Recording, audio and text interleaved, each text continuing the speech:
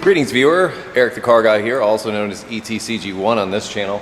I thought I'd make a quick little video on my new parts washer. I just got it and it's clean and it's never ever going to be this clean again, so I thought I'd share with you my parts washer experience.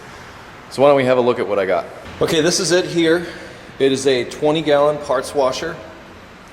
I had to assemble it. It came in a box and pretty much it was just this tub and the legs and everything else. It's got a spring-loaded lid. I kind of don't like how it's sort of narrow as far as its opening goes, and you can't open it all the way.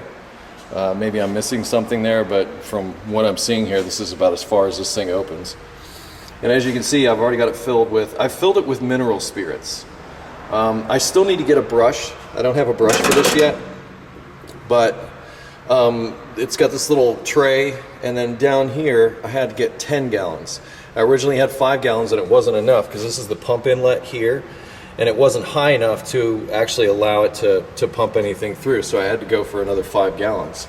And that ended up costing me about 120 bucks actually, because just of the mineral spirits. All you got to do is over here on the side, flip the switch. Once you do that, it just keeps cycling it through. And then, like I said, I need to get a brush so that I can wash the parts, and then the fluid just pours back in there and recycles. Now you notice down in here there's a drain that you can take out, like if you're going to move this thing, because it's obviously very heavy with all this liquid in. I want to show you something real quick. Here's one of the buckets for the mineral spirits. I can't get it in there, so I would have to actually take this lower tray out.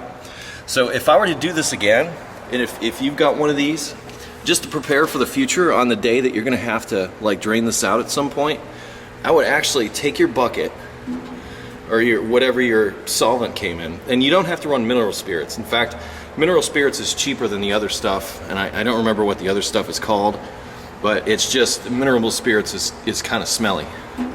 But anyway, getting back to this point about the shelf, I would actually put this on the shelf and see if it'll fit in here, and then lower this whole thing down a few inches and just drill holes and screw this together, because that's all that was. It was just screwed together. So at some point, that's probably what I'll do, is I'll take this lower tray out, which gives this whole thing support, so you can't leave it out, but just take it all and move it down probably, I don't know, I'll have to measure it, so that if you ever go to drain it out, you've got a place to drain it. If not, you got to put like a big pan under here, and then once you get it in the pan, you have to pour it back in something else to carry it with. That's just too many steps for me. Well, that's my new parts washer. I think it's pretty cool.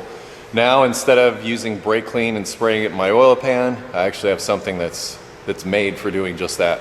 Like I said, just need to find myself a brush. Those are easy enough to find.